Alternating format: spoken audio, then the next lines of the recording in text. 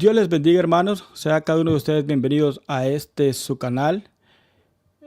En esta ocasión, pues, estaremos hablando de todo un poco con mis hermanos Franklin González de Panamá y Francisco Limones de México. ¿Verdad? Estamos acá, como dije, para hablar de todo un poquito. No es un tema en especial. No sé qué pasó con Francisco, se quitó. Bueno, seguramente ya va a regresar. Hermano Franklin, bienvenido al canal. Primera vez que lo tenemos por acá. Qué bendición. Gloria a Dios, hermano Saudi. Bendiciones para usted y para todos los espectadores, los suscriptores de su canal. Es un placer estar por acá. Amén, amén, hermano, amén. Gracias por aceptar la invitación. Aquí está el hermano Francisco otra vez. Hermano Francisco, ¿nos escucha? ¿Todo bien? ¿Todo bien? ¿Nos escucha? ¿Tiene su micrófono apagado, Francisco?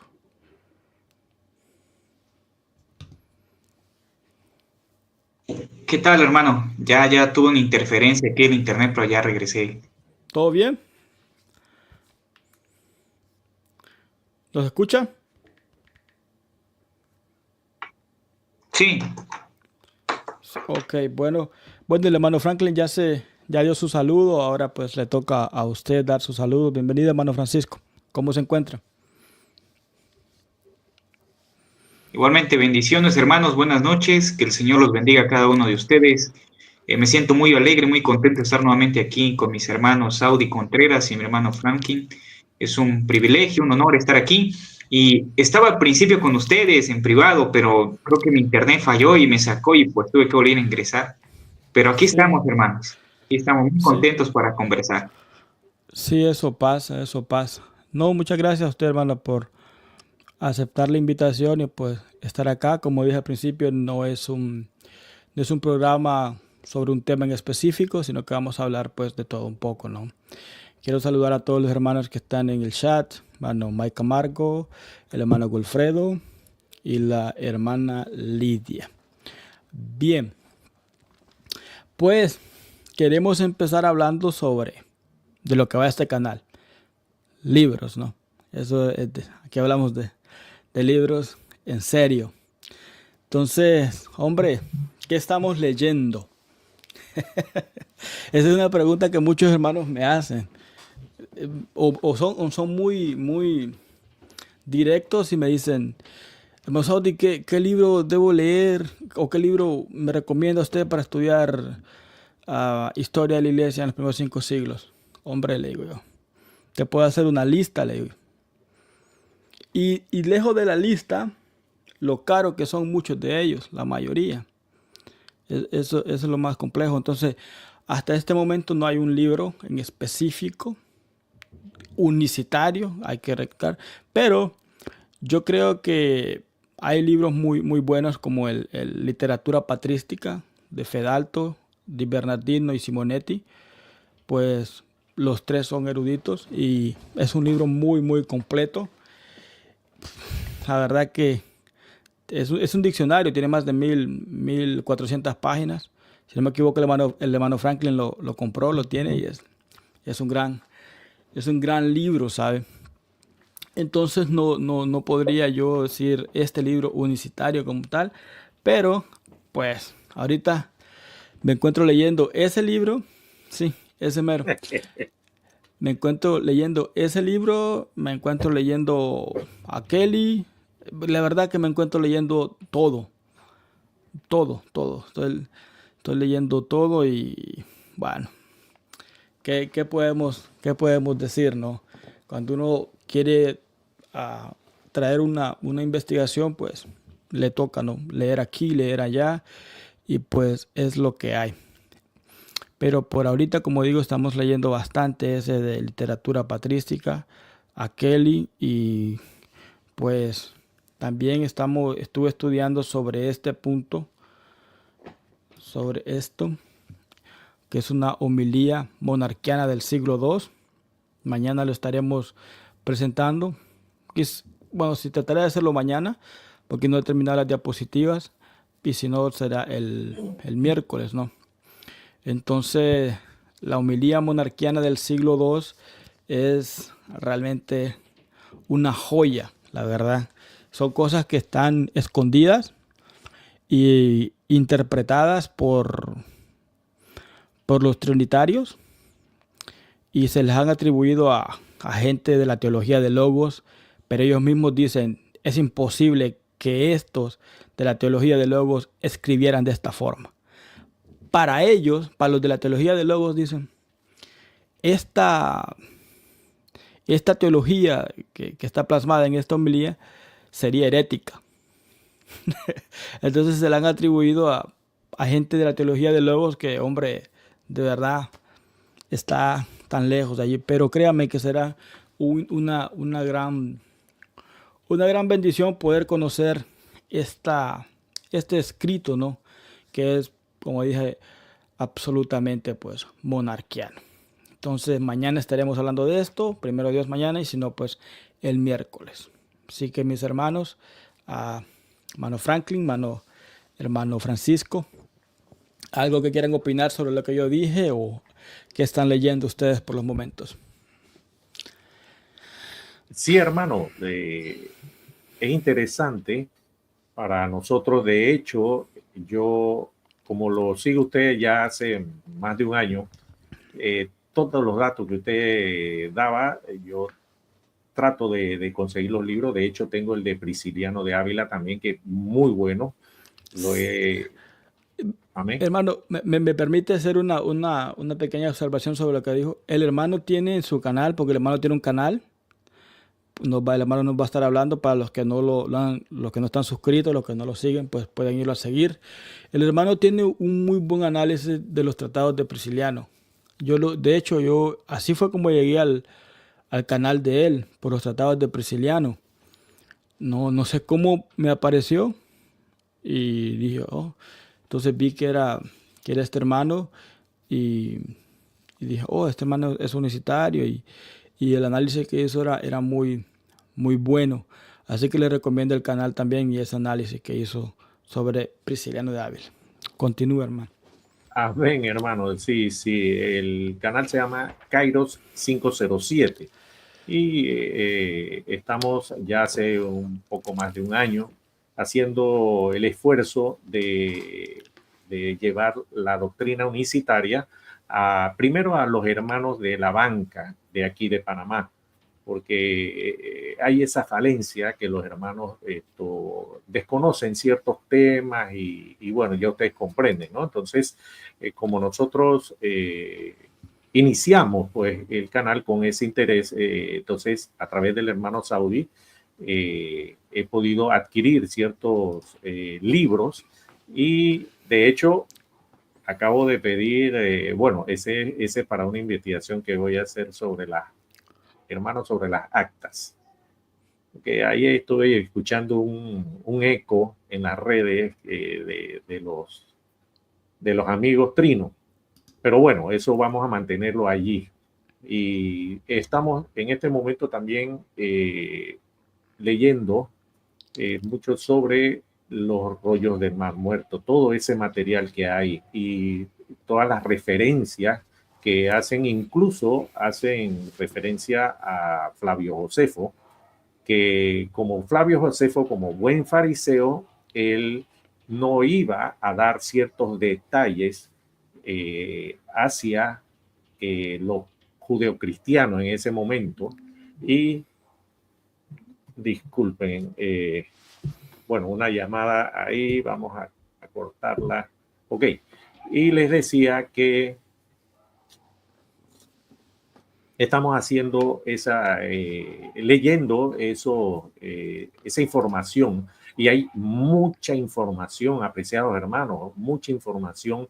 Estoy leyendo un libro de F.F. Bruce y de la doctora Lía tiene un nombre extraño, es paraguaya, algo así, pero el libro es de 1960, algo así, y lo tuve que adquirir o conseguir en PDF y estoy sacando mucha información acerca de ello y relacionándola acá y dando a conocer entonces toda esa relación hacia la unicidad de Dios, porque todos sabemos que muchos se dan golpes de pecho que ellos son los reformados, vamos a hablar con nombre y apellido, los reformados, que ellos tienen historia. Digo, bueno, a muchos le digo, bueno, si te habla de 1517 hacia adelante es una cosa, pero me está hablando de siglo I, siglo II, siglo III,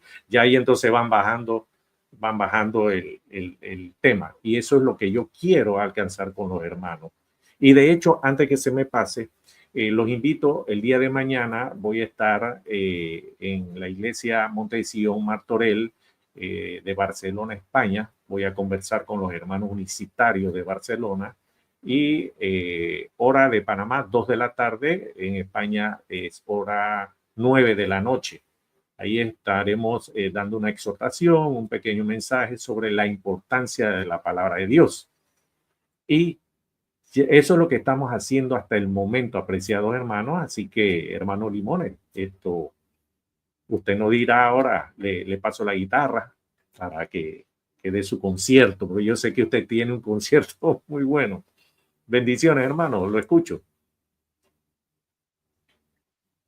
Igualmente, hermano, bendiciones a cada uno de ustedes, que el Señor los bendiga nuevamente. Como reiteré al inicio, es un privilegio, es un honor estar aquí con cada uno de ustedes. Y pues Dios bendiga a los hermanos que nos van a estar escuchando. Pues bueno, mis lecturas primariamente son de enfoque teológico, especialmente concerniente al canon del Nuevo Testamento, la crítica textual, la inerrancia y la exégesis bíblica. Platicaba con el hermano Frank al inicio de este video, que me he especializado mucho concerniente a lo que es del canon, la inerrancia, la infalibilidad, la crítica textual del Nuevo Testamento, los papiros, los pergaminos, todo lo que tiene que ver con la literatura del Nuevo Testamento. Creo que es muy importante que los hermanos unicitarios también tengamos un enfoque firme y un enfoque claro de lo que queremos decir cuando hablamos de inerrancia, infalibilidad de las escrituras, inspiración de las escrituras, porque a veces los hermanos tienen un pensamiento no tan adecuado de lo que significa la palabra inspiración en el Nuevo Testamento y todo lo que abarca esas implicaciones. La historia de la iglesia es parte esencial de la formación teológica de un cristiano, pero considero que hay otras ramas también que se deben estudiar. Dentro de todas esas ramas está precisamente la bibliología, que es el estudio de todo lo que he mencionado anteriormente. Ahorita me encuentro leyendo 4 libros. Me encuentro leyendo, 2 de esos 4 libros ya los terminé. Precisamente los tengo acá. De estos 2, leí Introducción a la Crítica Textual de Han Walder, que es este libro de acá, y que este es un libro muy, muy bueno, que ahorita voy a platicar un poco de esto. Se llama Por toxina, desintoxícate de la pornografía. Estos 2 libros son muy importantes desde un enfoque bíblico y de un enfoque teológico y de manera pastoral y personal. Este libro, principalmente Introducción a la Crítica Textual, te hace recordar, por ejemplo, la diferencia entre un papiro y un pergamino, cómo se estructuraba y se realizaba las primeras escrituras del primer siglo, cómo nosotros debemos tener una comprensión clara de la transmisión del texto griego del Nuevo Testamento a lo largo de los siglos. La confiabilidad de la escritura ha sido puesta en duda durante mucho tiempo y se ha respondido con buenos argumentos, especialmente la ciencia de la crítica textual. Tienen una idea mala muchas personas como que la crítica textual critica la Biblia. Aunque la palabra crítica esté inmersa en este concepto, no es la especificación de criticar la escritura, que ahorita no vamos a hablar de ese punto, pero no quiere dar a entender eso. Bueno, y de Introducción a la Crítica Textual del Nuevo Testamento te abre el panorama de la redacción de la escritura, de la transmisión de la escritura, de las variantes textuales de las escrituras y todo lo que tiene que ver con ese mundo. Por un lado tengo el otro que es Desintoxícate de la pornografía, que más que un libro teológico es un libro devocional que sí expone la escritura, pero no de un enfoque teológico ni exegético, sino más bien como que te hace una exhortación a tener cuidado con ciertos ataques de la pornografía, las consecuencias de la pornografía en la juventud, cómo la pornografía afecta a tu cerebro, a tu funcionamiento como varón y también como mujer, a cómo afecta tus relaciones personales, ya sea con tu esposa, con tu novia, cómo idealizas que es el sexo en la pareja mediante esas escenas extremadamente irrealistas que pasan. Entonces, te abre un panorama muy bueno y yo recomiendo a algún hermano, mujer o hombre, que esté pasando por luchas sobre este punto, porque ciertamente las hay, porque no lo decimos, pero ciertamente las hay. Léate ese libro, de verdad que es muy bueno, da consejos prácticos y uno de los principales consejos es no duermas cerca de tu teléfono, descarga una aplicación que lo apague a tales horas, no te desveles mirando redes sociales, puedes caer en tentación, no quedes solo con tu novio, con tu novia, bueno, un montón de cosas que expresa ese libro, pero que son muy buenos. Y ahorita el libro que estoy ya leyendo es este que tengo acá, que se llama El Canon del Nuevo Testamento, estableciendo los orígenes y la autoridad de los libros del Nuevo Testamento, del erudito del Nuevo Testamento, Mitchell Kruger, de Editorial Kerigma. Ahorita voy en la página 135 y considero que es un buen libro. Da ciertos patrones que no solamente excava de manera superficial, sino que da diferentes perspectivas y enfoques acerca del modelo canónico. Existe el modelo canónico crítico, el modelo canónico heterodoxo, el modelo canónico de la Iglesia papista romana, que precisamente la Iglesia papista se adjudica a la conformación del canon del Nuevo Testamento y un montón de barbaridades que no son ciertas. Por ejemplo, el católico romano tiende a decir que dado que la escritura fue creado por la Iglesia Católica, entre comillas, la Iglesia Católica tiene la potestad de inferir autoridad a los libros del Nuevo Testamento. Dado que la escritura está la misma, dado que la Iglesia Católica Romana está la misma autoridad que la escritura, la Iglesia Católica le infiere autoridad a la escritura para que tenga así valor bíblico para nosotros, cosa que no es cierto. Pero este libro es muy bueno, eso sí quiero dejar en claro que no es un libro para introducción del canon, sí es bastante profundo y algunas veces sí es bastante académico en algunos puntos. Y por último, el libro que estoy leyendo todavía se llama Duras Palabras, cómo entender pasajes difíciles de la Escritura, con el doctor teólogo presbiteriano muy reconocido, el doctor R.C. Sproul. Considero que el doctor R.C. Sproul, a pesar de sus carencias teológicas como presbiteriano, que creía en el bautismo de infantes, el paidobautismo, creía en el preterismo moderado y otras cosas, considero que este libro es un buen libro de apologética para responder cuestiones de preguntas bíblicas que tal vez algunas veces nos surjan. La verdad que el doctor Sproul tiene experiencia manejando estos temas y abarca muchos pasajes difíciles de escritura, por ejemplo, en el endurecimiento de Faraón, vasos de destrucción y de honra que aparecen en Romanos capítulo 9, la ramera Rahab, cómo es que es puesta en los tesoros de la fe sabiendo que mintió. Bueno, todo ese tipo de cosas empieza el doctor Sproul a dar una explicación muy buena, muy buena.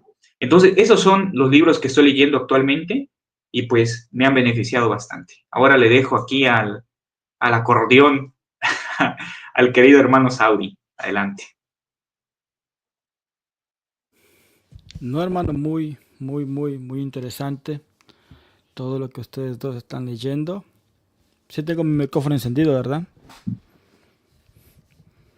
Se le escucha. No, muy interesante. Y sí, concuerdo con el hermano Francisco. Debemos leer muchas cosas. Debemos de instruirnos en muchos puntos. Y aquí un hermano me hizo una pregunta. Dice, ¿por qué tu live sobre Piñero ya no lo hiciste? No lo he hecho, la verdad. Lo he pospuesto, pero sí lo voy a hacer. Es interesante lo que Piñero dice allí, creo. Al ser un erudito reconocido, pues creo que es interesante. Entonces sí, vamos a hacerlo. Tarde o temprano lo vamos a hacer. Bien. Dios bendiga al hermano siervo inútil, hermano Alex creo que es, al hermano Jonathan. Bien, Entonces, veo que hay proyectos. Esa es la idea. Esa es la idea porque yo creo, hermano, que como pueblo unicitario, pues sí es de sacudirnos ese espíritu, ¿no? De que no hay que indagar, no hay que investigar en esto, no hay que investigar en lo otro, porque eso es lo que nos ha llevado a que los trinitarios se paren en nuestra historia y se adjudiquen la ortodoxia, ¿no? Es curioso porque J. N. de Kelly, en este libro, los primitivos credos cristianos, dice que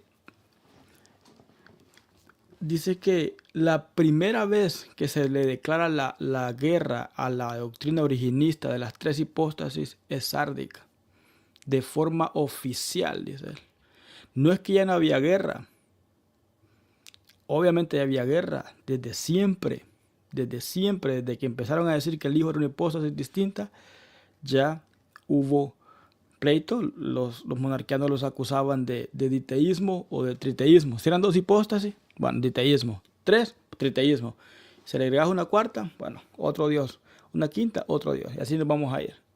Entonces, es curioso ver cómo los propios eruditos trinitarios nos dan la razón. A mí por eso me gusta mucho citarlos, porque los que saben de historia, los que saben de todos estos asuntos de los primeros 5 siglos de la iglesia, pues son ellos, ¿verdad? Y el trinitarismo, pues, hombre, más que todos los muchos que hacen contenido en YouTube, en las redes sociales, o simplemente llegan a comentar, a veces comentan desde una desinformación. Yo a ellos los entiendo porque no es fácil ver la realidad de las cosas, ver cómo no fue tu Trinidad lo que era la ortodoxia, no fue tu Trinidad la que estaba peleando en contra del arrianismo.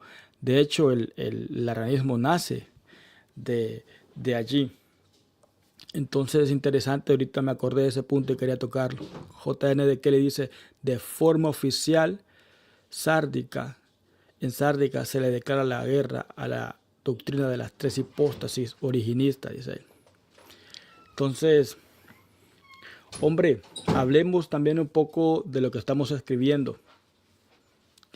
Creo que hermano Francisco, bueno, él ya escribió un libro, pero no sé si está escribiendo algo más.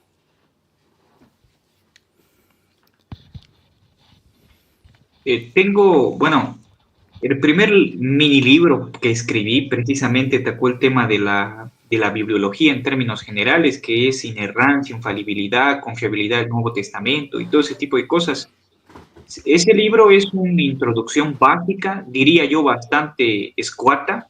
Con eso no quiere decir que es ridícula, simplemente digo es bastante básica para una persona que está comenzando en la fe, que no conoce teología y que quiere conocer conceptos básicos de lo que es, o sea, el ABCD de la teología, diría yo, etcétera, lo básico para aprender esos temas.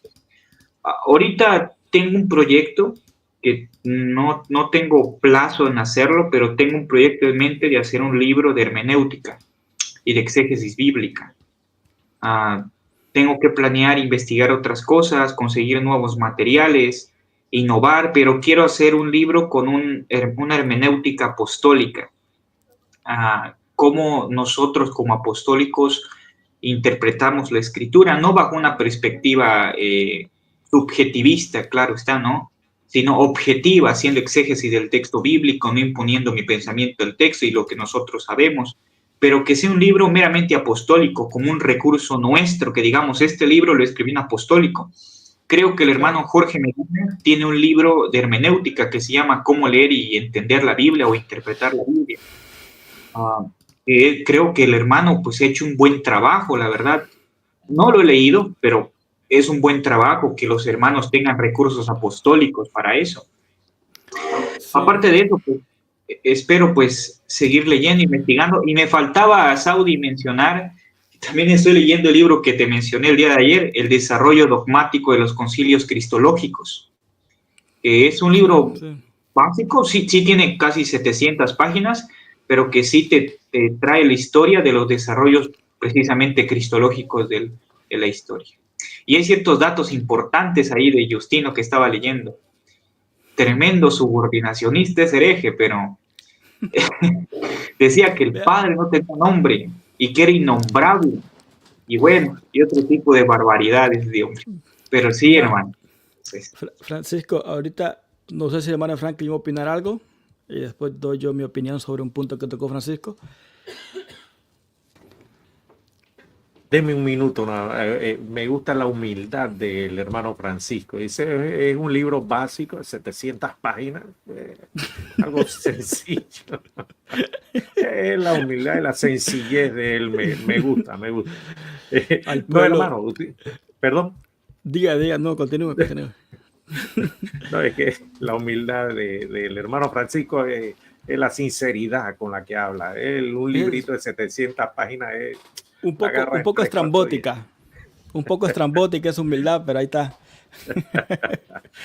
Pero bueno, retomando la seriedad del tema, esto, sabe que me he percatado en los últimos 2 meses que la labor que se está haciendo en los canales unicitarios está logrando un avance. La doctrina está volviendo a esa hegemonía en tanto en la doctrina como en los escritos. Y resulta ser que investigando o viendo en las redes los reformados, uno de Sudamérica, otros de paisanos de hermano Francisco, ya están diciendo que no están haciendo contenido porque están mejorando, van a mejorar y van a presentar fuentes y van a presentar diapositivas porque es muy fácil para ellos lanzar una falacia de autoridad y todo el mundo es cierto, ya todos sabemos lo que pasa de aquel lado. Y eso me llama la atención, me causa gracia. Digo, eso es producto porque los videos del hermano Saudi, los videos del pastor Polo, todos son tan contundentes que los ha obligado a retirarse. No sé si lo han notado. Ya con la unicidad no quieren mucho trato porque se les está demostrando. De hecho, hace menos de un mes estuve viendo un en vivo y alguien estaba comentando y yo cosas que no tenían nada que ver con el tema. Le digo, hombre, hermano, disculpe, no tiene nada que ver, déjenos seguir el tema. Y dice, no, que los pastores, voy a tocar un tema que, bueno, dice, los pastores son unos ladrones porque exigen el diezmo. Y yo digo, ¿usted es católico romano o es reformado? Me salió con que es católico romano a mucha orgullo. Y yo, perfecto, entonces léase su catecismo. Me da la impresión que no entiende o no ha leído. Dice, no eres un mentiroso. Ya fue la gota. Digo, a usted no lo voy a acusar de mentiroso, lo voy a acusar de ignorante. Le recomiendo que vaya a su catecismo, en la segunda parte, el mandamiento séptimo, que habla acerca precisamente de esto de las ofrendas, las limones y todo aquello. Le hace del canon 2449 al 2463. Hasta ahí le llegó el asunto y 2 días después le hice bueno, no lo mencioné, pero sí, entonces con evidencias desde 1274, perdón. Y digo, bueno, ahí está el caso de Hans Böhm, que lo eliminaron porque estaba precisamente acusando a la iglesia que exigía los diezmos y el pueblo viviendo en la miseria. Y bueno, por ahí está el video en mi canal y esa es la labor que estamos haciendo, con evidencias, y le presenté el concilio de Trento, creo que era, y bueno, dos concilios, les mencioné, con las pruebas. Entonces, eso es lo que ya están tomando ya distancia, y esa es la labor que debemos seguir haciendo. Así que eso era, hermano. Le escuchamos ahora. Hermano Franklin, cuando usted dice que los reformados o los trinitarios en general están tomando distancia sobre los concilios, del punto histórico, ¿es a eso que se refiere? El punto histórico. El punto histórico. Y también porque desconocen su propia historia, como este señor desconoce, y es precisamente que después, es el después que hice el pedido, recuerda que me recomendó las actas, a los 2 días empecé a ver eso, y yo, Dios sabe cómo hace las cosas, y ya vienen en camino, y ellos ya están escribiendo, parece que le dice, oye, ¿dónde estás? Que no sé qué. Dice, mira, he tomado unos días. Exactamente, hermano, nos vamos a dar un banquete, y ya ahí dice, es de Sudamérica. Dice, estoy tomando unos días, estoy tratando de mejorar la exposición, que no sé qué, porque voy a empezar a utilizar diapositivas con fuentes, y tratando de dar pues la fuente de dónde viene, porque ya todos sabemos que ellos es muy fácil hablar y acusarnos de herejes y todo lo demás que nosotros sabemos, hermano. Eso es. Sí, hay gente que no logra captar también por su sesgo trinitario, tanto católico como protestante, de que los eruditos o los estudiosos, los académicos, ellos pueden cambiar de un punto de vista así. Vean, Atanasio para ellos es el becerro de oro de ellos. Bendita sea su memoria, dicen ellos cuando hablan de él, santo Dios. Es el becerro de oro de ellos. ¿Y sabe qué dice ahora Juan José Ayán? En su libro Ocio de Córdoba, a un siglo de la historia del cristianismo. Dice, voy a parafrasear, ya que Atanasio, allá para el 262, dice J.N. de Kelly, empezó a hacer campaña en contra de Sárdicas, porque no le convenía, porque él se estaba declinando hacia las 3 hipóstasis, y Sárdica hablaba de una hipóstasis. Entonces él decía que eso era una fórmula no válida. Entonces dice Juan José Ayán, muchos historiadores modernos han empezado a cuestionar eso que dice Atanasio sobre Sárdicas, porque no tiene sentido de que si Sárdicas no fuera una fórmula de fe que se produjo, que nació de la reunión de todos esos obispos a la cabeza de Ocio y Protógenes escribieran al obispo Julio de Roma. No tiene sentido eso. Entonces dicen los historiadores modernos, según Juan José Ayán, Atanasio está mintiendo. Del becerro de oro de ellos está mintiendo. Eso es tremendo, porque como dije, Atanasio, usted les puede, a un trinitario le puede hablar mal del papá y la mamá, pues no le hable mal de Atanasio. Más que todo un católico. Entonces, estamos viendo que pueden cambiar de opinión conforme a los nuevos investigaciones que van haciendo. Y como yo siempre lo he dicho, todos somos hijos de nuestros siglos. Antes, no hay nadie, no hay ningún patrólogo, un patrólogo o un historiador más grande en cuanto al conocimiento de la crisis ariana que Manlio Simonetti. No lo busquen, no lo va a encontrar. Y Manlio Simonetti nos da la razón a nosotros. Y lo hemos mostrado y lo podemos seguir mostrando. Pero ¿usted cree que Simonetti, en plena reforma protestante, hubiese escrito eso? No lo hubiese escrito. No lo hubiese escrito.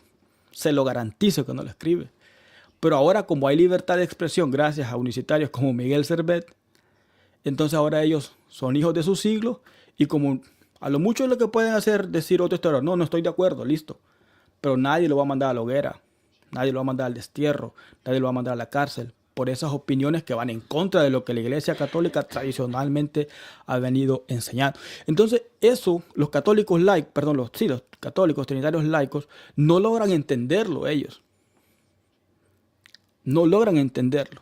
Y por más que uno les muestre a sus eruditos, los otros días uno me salió diciendo, porque le cité a literatura patrística sobre Nicea, que es totalmente para el lado nuestro, dice, no, que mostrame la foto del libro, mandame una foto.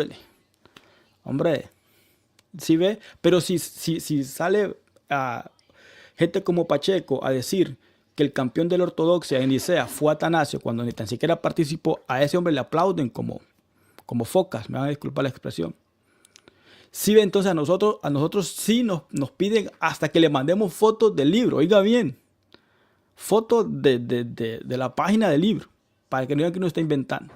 Es cierto, hermano, y disculpe que lo interrumpa.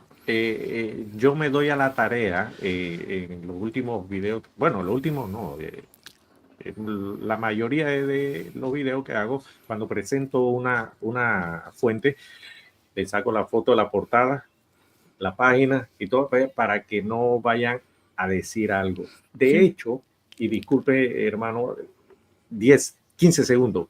También hay eruditos que cometen, bueno, eruditos, doctores, que, por ejemplo, aceptan que el judeocristianismo, primer siglo, bautizaban en el nombre de Jesús. Sí. Sin embargo, no sé con qué intención, dice, sin embargo, como podemos ver en Juan del 4 al 6, vemos claramente que tiene un sesgo, una orientación trinitaria. Y yo, aguanta.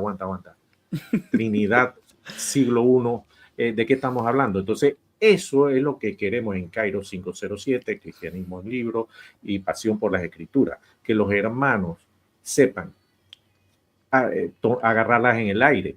Digo, ¿cómo este doctor me va a hablar de Trinidad de siglo I y está diciendo que el bautismo en el nombre de Jesús, siglo I? Lo escucho, hermano. Sí, sí, no, completamente de acuerdo con usted. Hoy, hermano, mire, cualquier cosa que un trinitario, por muy académico que sea, salga a decir desde el punto histórico en los primeros 5 siglos de la Iglesia, tenemos la capacidad de responderles con las fuentes primarias.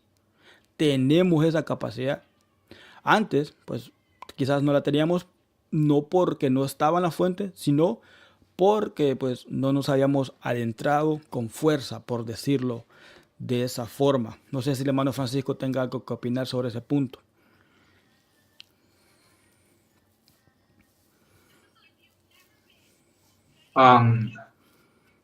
Pues, ¿qué puedo decir? Creo que lo de la participación de Arrio y de Atanasio en Nicea es absolutamente negativa. De hecho, hay 4 autores que por lo menos lo descartan.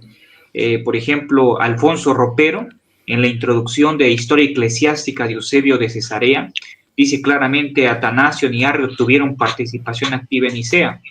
El propio historiador Justo L. González, en su libro Historia Abreviada del Pensamiento Cristiano, dice que tuvieron una participación nula. El libro que estoy leyendo, que se llama El desarrollo dogmático de los concilios cristológicos, se me ve el nombre del autor, ahorita me recuerdo, dice textualmente que Arrio y Atanasio no tuvieron participación activa en Nicea. Por otra parte, Javier Picás, en su libro Historia y Doctrina de los Padres Apostólicos, 4 autores y eruditos en ese campo, dice textualmente que Arrio y Atanasio no tuvieron participación activa, ni voz ni voto en Nicea.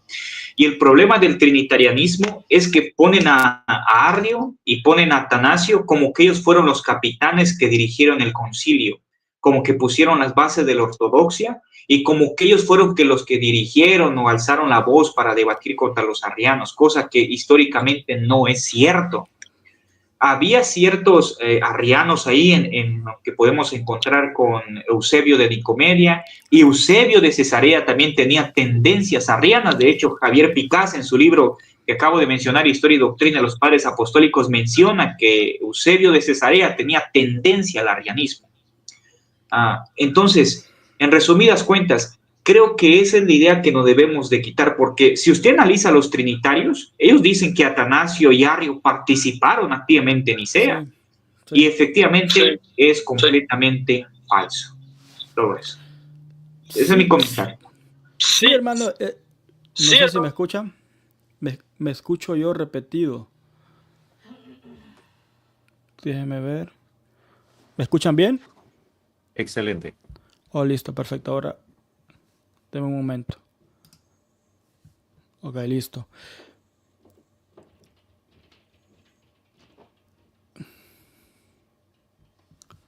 Espérenme.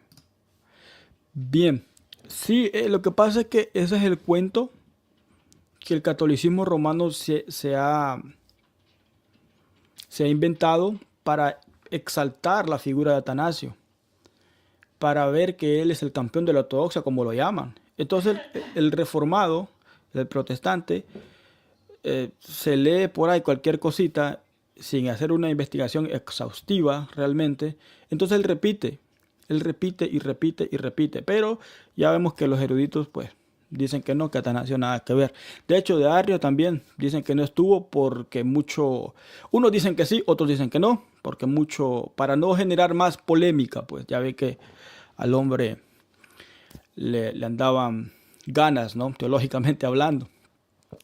Entonces, sí, es la repetidera y también uno tiene que tener cuidado a veces porque pues uno se gasta 50, 60, 70 dólares o hasta más en un libro escrito o comentado, mejor dicho, sobre algún personaje de los primeros 5 siglos y pues el libro sale caro y le salen a uno con una gran deshonestidad.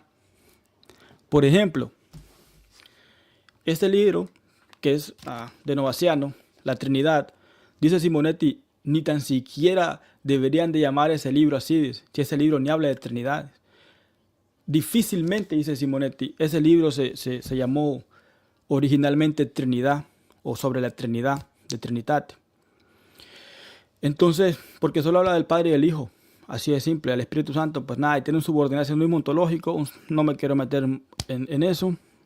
Novaciano es lo peor que pueden encontrar ustedes en la teología de Logos, su subordinacionismo ontológico, como dije.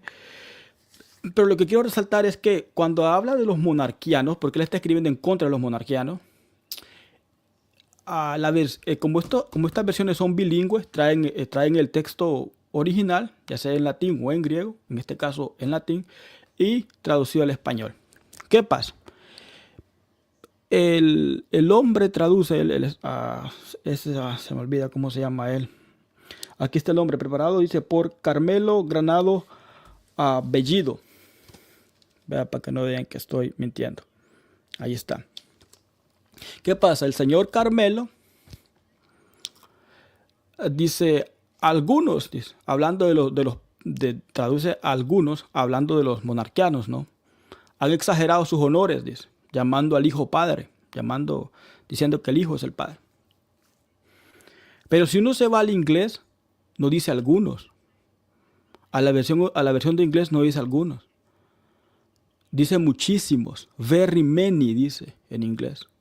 Muchísimos. Y si usted se va al original, que está aquí mismo, al latín, y busca la palabra, y busca un diccionario en latín, coge la palabra que es plurique, y adivine usted, plurique no es algunos.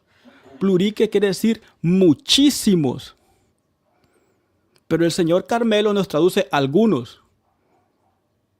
Entonces uno paga 70, 80 dólares por este tipo de deshonestidad. Y si uno no está al tiro, en la jugada, pues se lo echan a la bolsa. Entonces uno tiene que estar comparando versiones. Hoy hay mucho, hermano. Hoy hay mucho material. Hay diccionarios, aunque usted no conozca el latín, pero hay diccionarios. Hay versiones en inglés. Hay varias versiones incluso a veces en español del mismo escritor. Por ejemplo, otra deshonestidad intelectual es la de Alfonso Ropero, sobre Ignacio de Antioquía. Hay una parte, no recuerdo qué carta es de Ignacio, donde Ignacio dice que Jesucristo es el espíritu firme. Algo así estoy parafraseando, pero dice Jesucristo, mantenerse firmes o un espíritu firme que es Jesucristo. Mantenga un espíritu firme que es Jesucristo. Resulta que ropero traduce espíritu con E minúscula.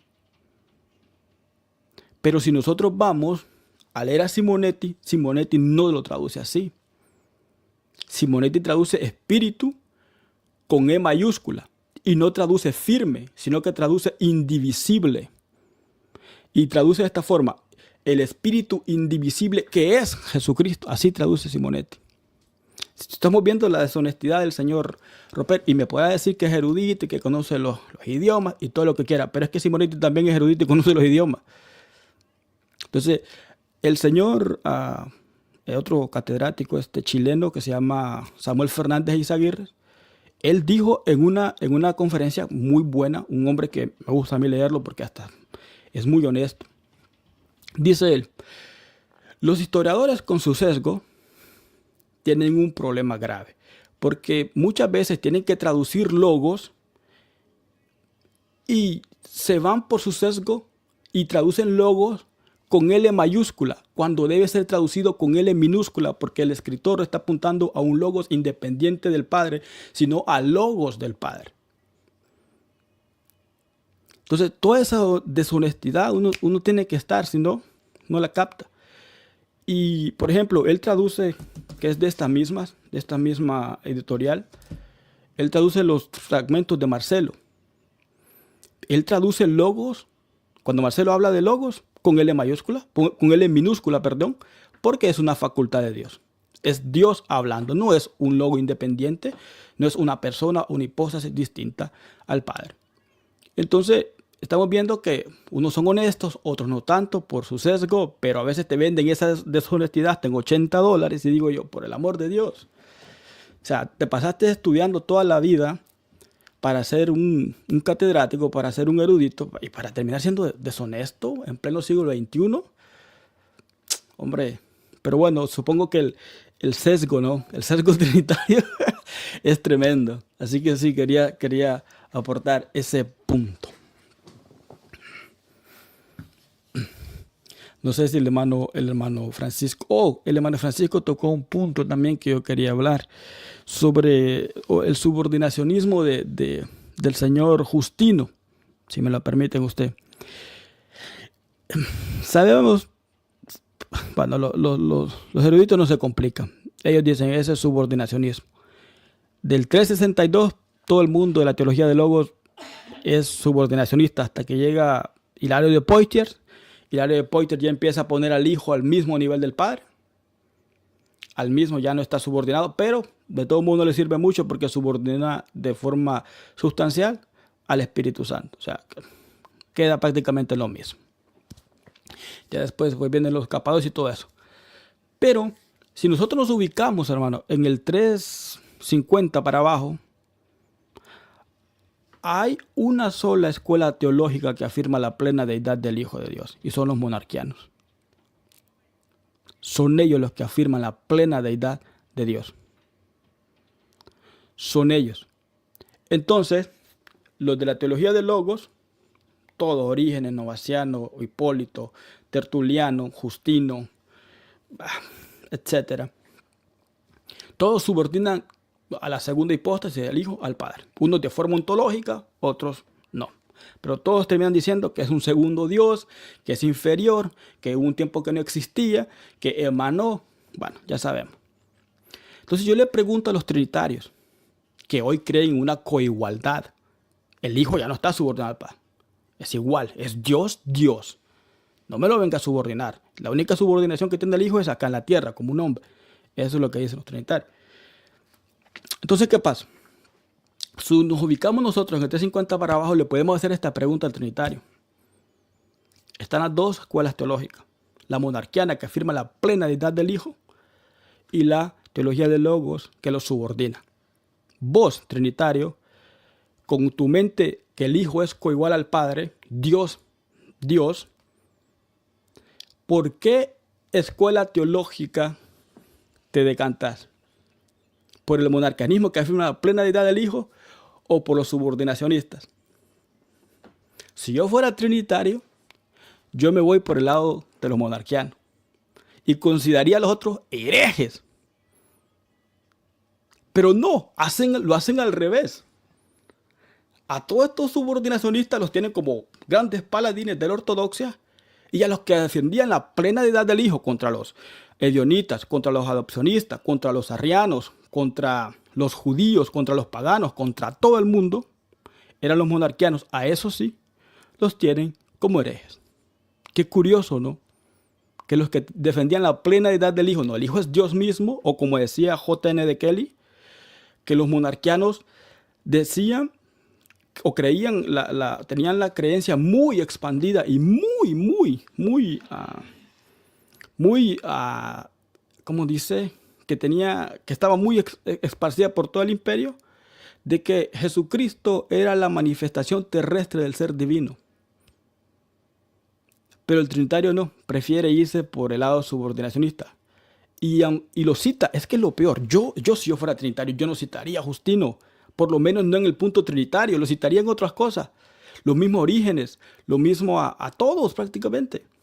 Hasta que venga los capadocios y pues ya es otro tema. Ya el 360 para arriba, 362 para arriba. Pero para abajo, yo no citaría a esa gente para hablar de Trinidad. Porque un universitario que se haya leído a esa gente te va a agarrar en curva y te va a hacer tronar, por decirlo así. Entonces es curioso que los trinitarios que se creen dueños de la ortodoxia y que el Hijo es coigual, es Dios, no está subordinado, se vayan del lado de los subordinacionistas y no de los monarquianos que realmente defendían la plena deidad del Hijo. El Hijo es Dios mismo hecho hombre. No sé si tengan algo que opinar sobre ese punto, hermanos.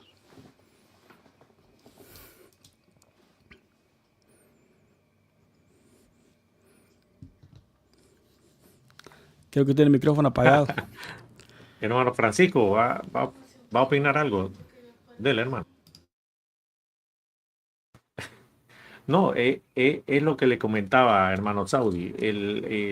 Los reformados o los protestantes reformados ya están tomando conciencia que han despertado al monstruo.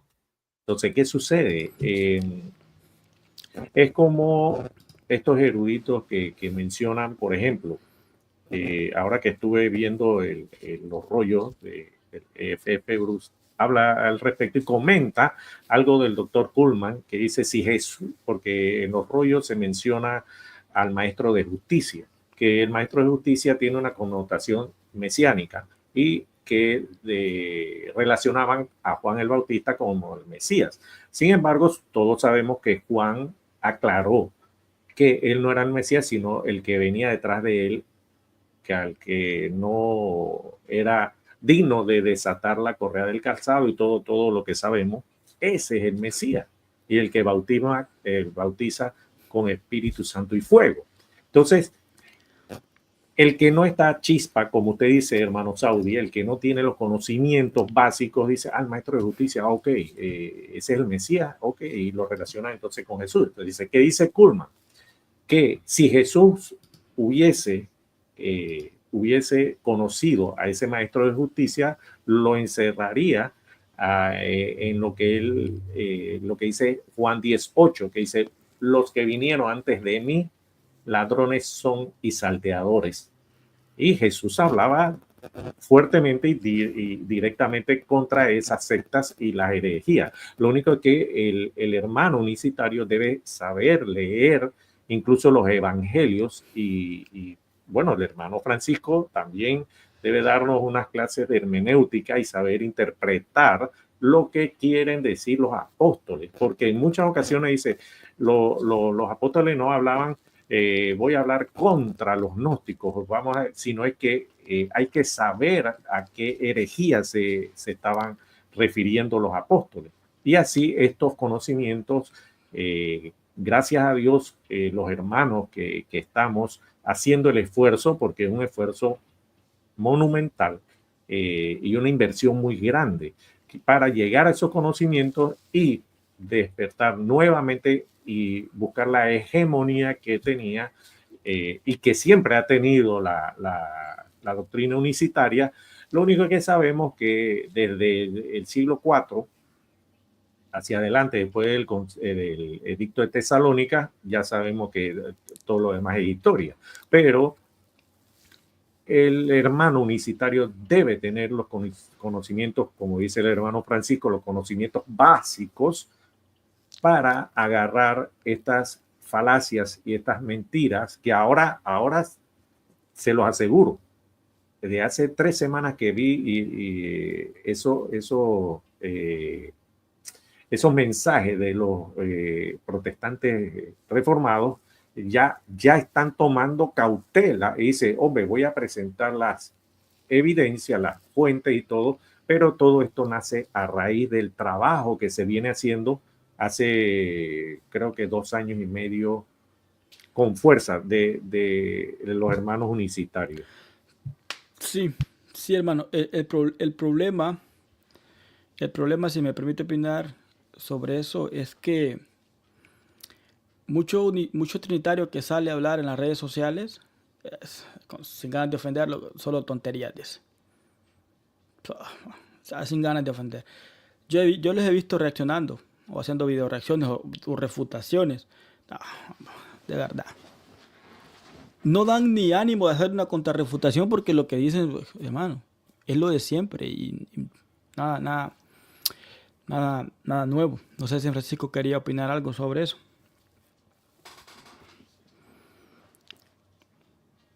Su micrófono está apagado. Bueno, sí, ya lo prendí, gracias. Bueno, mira, hermano, Frank, algo que ha mencionado y que me parece muy interesante tocarlo es la formación en cómo entender e interpretar la Biblia. Muy lamentablemente, hermanos, hay que reconocerlo porque intelectualmente hay que ser honesto y también moralmente y espiritualmente debemos serlo. Nuestro pueblo apostólico carece de la formación necesaria a veces para entender las Escrituras, y ese es lo básico que debemos hacer. Si uno no comprende las Escrituras, uno no comprende la doctrina. Pero para entender las Escrituras debe haber ciertos patrones que nosotros tenemos que hacer para llegar a la interpretación correcta del texto. Usted mencionaba, hay que enseñar a los hermanos cómo interpretar los evangelios, pero por supuesto, hermano, y ese es algo fundamental que debemos hacer.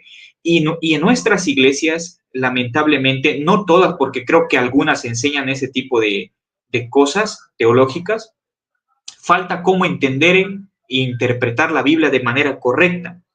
Mire, creo que una de las principales cosas que debemos hacer para entender el Nuevo Testamento es comprender el contexto histórico, geográfico y cultural donde se desarrolla el judio-cristianismo del primer siglo, sus usos y costumbres, su vocabulario, sus modismos, etcétera, etcétera. Eso es parte importante al momento que nosotros nos acerquemos al texto bíblico.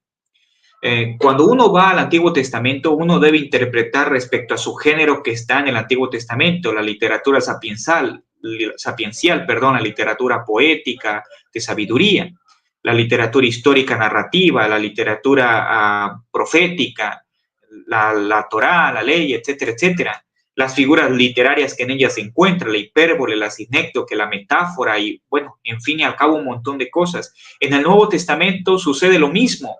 Hay epístolas pastorales, epístolas generales, la narración de los evangelios que son biografías de la obra y la vida y la persona de Jesús, cómo interpretar sus parábolas, conocer bien las escrituras. Bueno, y todo ese proceso hermenéutico es un proceso que lleva tiempo, sí, pero que debemos hacerlo para entender las Escrituras.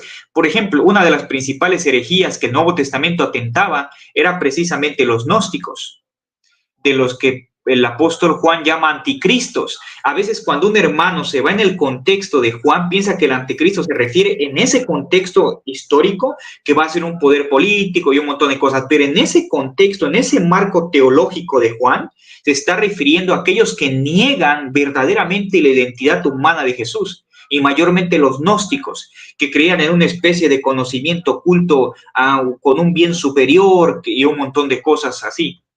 Ese es lo que ataca Juan. Y lo que es la identidad de Jesús, simple y sencillamente, permítame, me trató Perdón, hermano, me entró una llamada. Que los docetas pensaban que solamente la identidad humana de Jesús era simplemente una apariencia. Por eso Juan dice, aquellos que no confiesan que Jesucristo ha venido en carne, este es el anticristo. En el contexto está hablando de esas herejías. No que viene y que va a haber un poder político y que el Papa es el anticristo. En ese marco contextual no se puede insertar ese pensamiento en el versículo. Y yo creo que la hermenéutica es una herramienta básica que tenemos que hacer. Mire, hermano, yo quiero concluir con este comentario. Historia de la iglesia y todo lo que he mencionado al principio son herramientas muy, muy, muy, muy importantes, de verdad. Pero el poder infalible e inerrante y la autoridad máxima es la escritura. Pero para que eso tenga eficacia en nuestra vida, debemos saber cómo entenderla e interpretarla. Porque podemos leerla, pero no entenderla. Puede ser alguien que lea 20 veces la Biblia, 40 veces la Biblia, y yo le pregunto, como Felipe le pregunta al etíope, ¿entiendes lo que lees? ¿Y qué contestó? ¿Cómo voy a entender si no hay nadie que me explique? La letra mata. ¿O es del otro? Bueno, entonces, eso, hermano, debemos preguntarnos. Yo creo que antes de meterse con la historia y todo lo que mencioné, la crítica textual, un hermano debe primeramente comprender su Biblia. Porque si no hay una comprensión del texto bíblico, no hay nada. Sí, muy buen punto que toca. De hecho, creo que ese fue mi proceso. Primero me metí a cómo aprender a leer en contexto, que es fundamental, ¿no? Que es elemental, pero fundamental.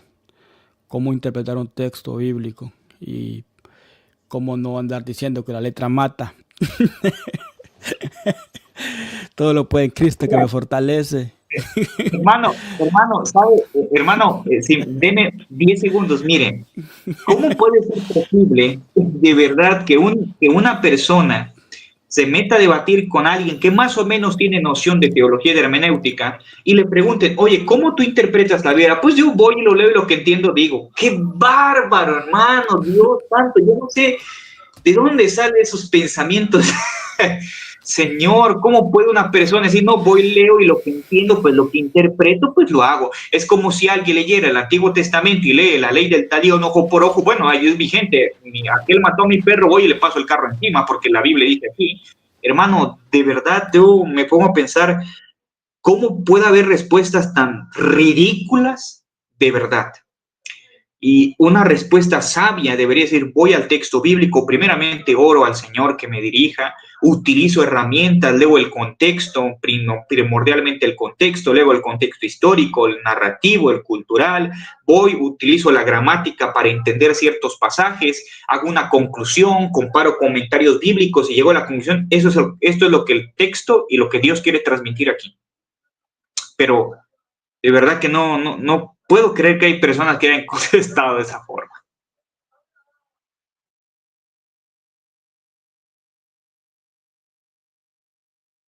El micrófono, hermano. Perdón. Sí, no, hermano, completamente de acuerdo con usted. Si no, pues, si no estudiamos hermenéutica, si no sabemos por lo menos lo básico de interpretación bíblica, vamos a terminar diciendo que el Shema Ejad es una unidad compuesta, como muchos trinitarios por ahí. Vamos a terminar diciendo que Elohim es una pluralidad de personas. Eso no es ni saber leer en contexto, ni saber hebreo, ni saber lo que dicen los académicos sobre esas palabras, ¿no? Es absurdo, ¿no? En ningún idioma alguna palabra significa siempre lo mismo. En ningún idioma. Todo depende del contexto. Todo depende del contexto. La gramática sí nos ayuda, sí, pero está sujeta al contexto. La gramática nos brinda luz. Nos puede brindar luz, te puede brindar tinieblas también, como a los trinitarios. Les brinda tinieblas el Ejad de Deuteronomio 6:4. Les brinda totalmente tinieblas, ¿no? Entonces sí, completamente de acuerdo con el hermano. Ese es un muy buen punto. Antes de saltar a la historia, a la patrística, sí es muy recomendable primero que usted estudie su Biblia a profundidad, sepa qué es realmente la unicidad, para que no caiga en un modalismo secuencial y después salga del modalismo secuencial que creía y se vaya a vender como que era un gran maestro del modalismo secuencial que usted creía como unicidad, como lo hace el señor Montaño y otros por ahí, y salgan diciendo que son grandes maestros y uno los escucha hablar y este tipo lo que creía era un modalismo secuencial. Eso no es la unicidad. Entonces uno tiene que asegurarse bien, nunca va a llegar obviamente a la perfección, ¿no? Pero sí, primero saber empaparse de la escritura, aprender a interpretar un texto bíblico y generar el hábito de la lectura, que pues si no hay hábito de la lectura, pues no hay nada, no nos enteramos de nada. Entonces, creo que el hermano le dio al clavo con eso. Primero hay que estudiar Biblia. Como dije, ese fue mi proceso. Primero Biblia, después me salté a la historia de la iglesia, pues y ahí podemos decir que estoy atrincherado. Eso no quiere decir que no lea Biblia, pero pues, estoy atrincherado por ratos. Quiero tirar el fusil e irme corriendo, porque a veces uno pues se cansa, obviamente, ¿no? Tanto leer, tanto investigar, tanto... A veces uno se lee un libro, hermano, y el sesgo trinitario de la gente. Por ejemplo, uno lee Trinidad y Monarquía del señor Uribarri, que ese libro cuesta, oiga bien, cuesta en físico, cuesta 200 euros o $200 por ahí. En PDF cuesta casi $20. Yo lo agarré en PDF. Lo único bueno de ese libro es lo que dice del monarcanismo moderado. Eso es muy bueno. Ahí ya valió el precio que pagué, ya valió la leída. Y otra cosa de Uribarri, el sesgo trinitario de él es brutal, exageradamente. No se puede leer a Uribarri de una forma tranquila, por decirlo así. Y otra cosa de él es que cita a Simonetti cada 2x3. Cada 2x3. Cada 2x3. Entonces uno se da cuenta ahí que cuando citan a un erudito cada 2x3 en otro idioma, porque Simonetti escribía en italiano, por el italiano, uno se da cuenta de este tipo cruzó el charco y pues es el más grande patrólogo en cuanto al conocimiento de la crisis ariana, como dije anteriormente, dicho por los historiadores, por los eruditos, no por mí. Hay que aclarar eso también. Entonces, sí, a veces pues es complejo leer todo eso, pero el hermano Francisco pues creo que dio al clavo con eso que tocó. No sé si el hermano quiere decir algo sobre la lectura, el hermano Franklin, porque quería tocar un punto yo acá también, pero le doy el tiempo. Ya vamos a ir terminando también, ya tenemos más de una hora. Sí, es que ha sido muy productivo este conversatorio porque definitivamente es un buen chiste el hermano, ¿no? Sí, no, es que es verdad. Carlos Veloz, si uno dice nombres no está ofendiendo a la gente, siempre. Sí. Es que es la verdad. Sí. Hemos sacado algo muy positivo, que hay que ir por etapas y siempre no tomando o no con la guía de los hermanos que estamos desarrollando contenidos, sino empezando por lo básico, como dice el hermano Francisco.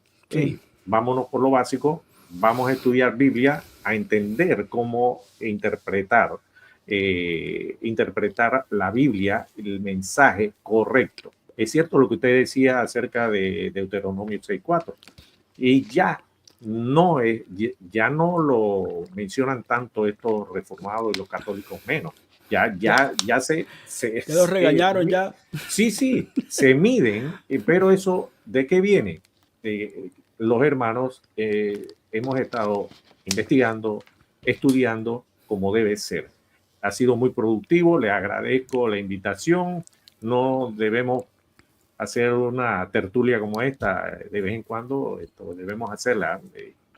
Está muy buena, así que la lectura, definitivamente hacer el esfuerzo por ubicar los temas que nos interesan y comprar poco a poco la literatura para que no suceda como les comentaba.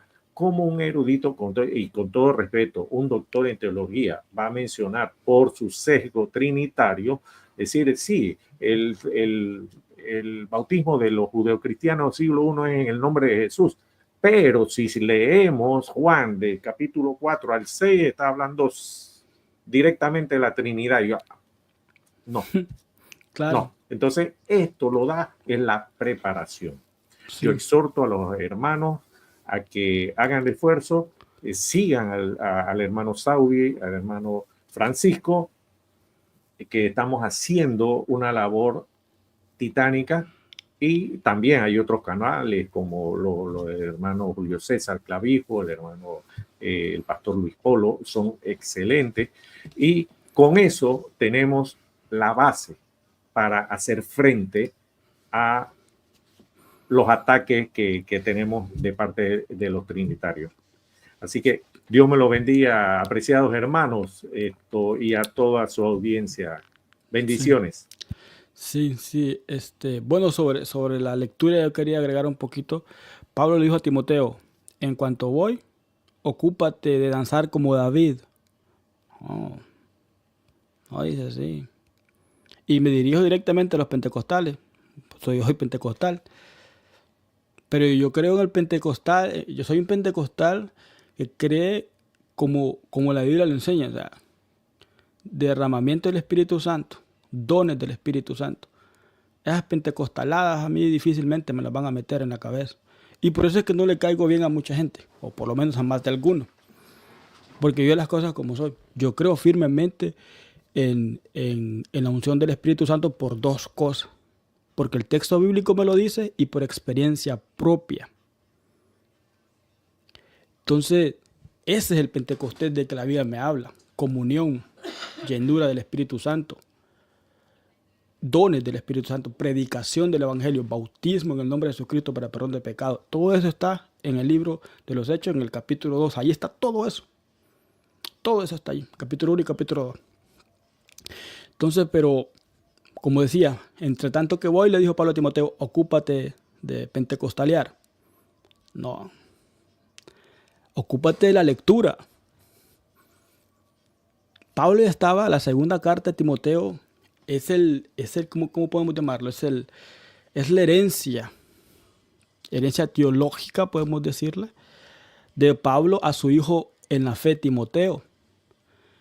Y le dice Pablo, tráeme los libros, le dice. Pero resulta que Pablo ya iba a ser ejecutado.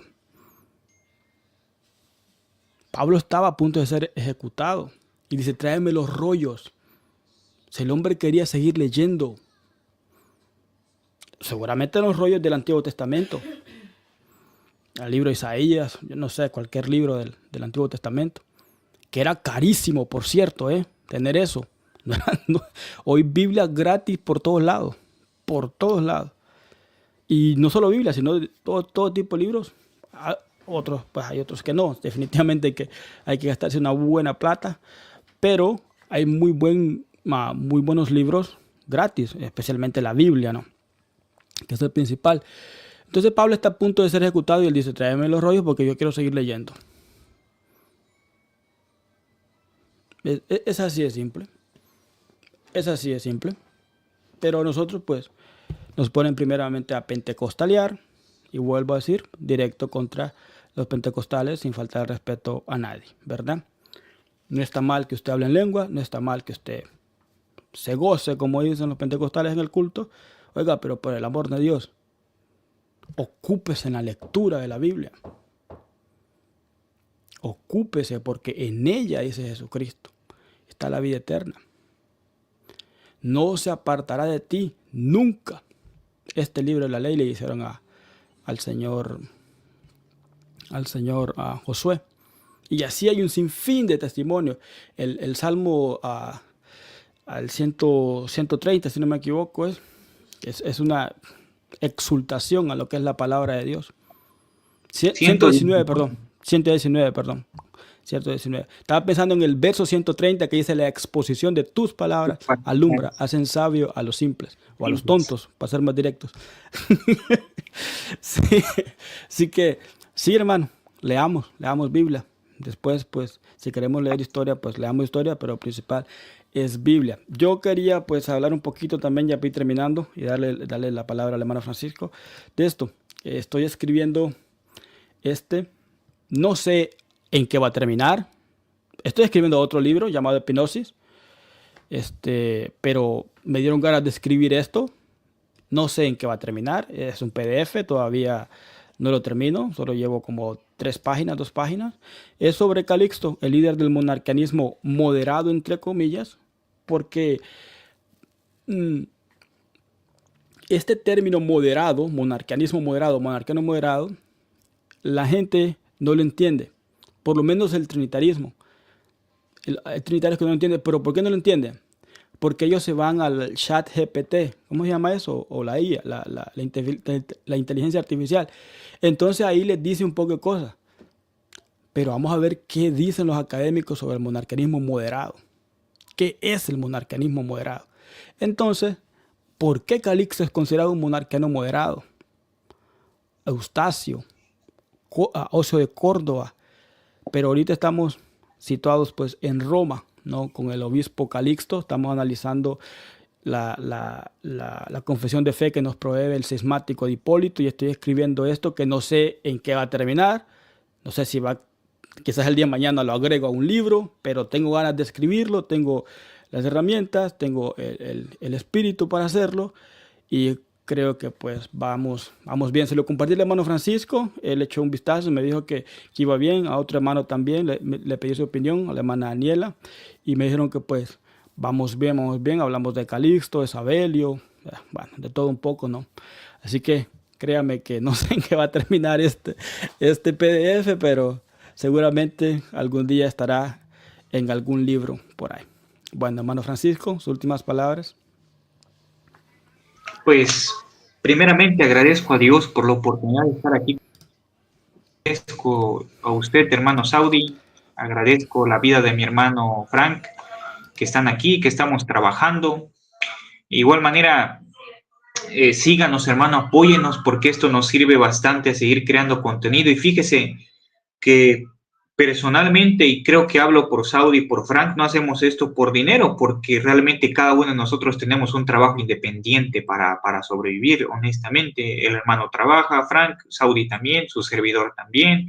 No voy a pensar que con 1,000 suscriptores o con 5,000 suscriptores vive uno plenamente bien. Entonces, hermanos, no hacemos esto por dinero, simplemente hacemos para ayudar a los hermanos a formarse, a crecer, a formarse en teología, en hermenéutica, en historia, en todo lo correspondiente a la rama de la teología. Y qué bueno que se han levantado hombres de Dios como Saudi, que han aportado bastante concerniente a la historia. El hermano Frank también, que está integrándose en este punto. Lo felicito, el hermano también, porque no todos tienen el interés por este aspecto. Entonces, sigamos adelante, como dice mi querido obispo, el hermano Samuel Valverde, adelante sin temor. Amén, Así amén. es, hermanos. Hermano Franklin, sus palabras de despedida. Amén, hermanos. Sí, igualmente, agradecido al Señor de darme el privilegio de compartir armas con estos hermanos valientes y esforzados, y exhortando a todos los hermanos a que nos apoyen. Es cierto, como dice el hermano Francisco, lo estamos haciendo con mucho amor, mucha dedicación, porque esto demanda mucho esfuerzo en tiempo, en inversión, en equipo, y esa es la intención nuestra, que el trabajo que estamos haciendo lo hacemos por amor a la iglesia de nuestro Señor Jesucristo y para todos los que defendemos la doctrina apostólica de la unicidad. Los exhorto a seguir este camino y bendiciones al 100%, como siempre he dicho. Amén, amén, hermano Franklin, hermano Francisco, muchas gracias. A todos los hermanos les pedimos de sus oraciones, de su apoyo. Suscríbanse a los canales de los hermanos Ministerio Pasión por las Escrituras, y el hermano Kairos, el hermano Franklin es Kairos 507. Así que ya saben, apóyenlos, denle like, compartan con otros hermanos, oren por nosotros, y gracias por estar allí. Que Dios les bendiga. Nos vemos en la próxima.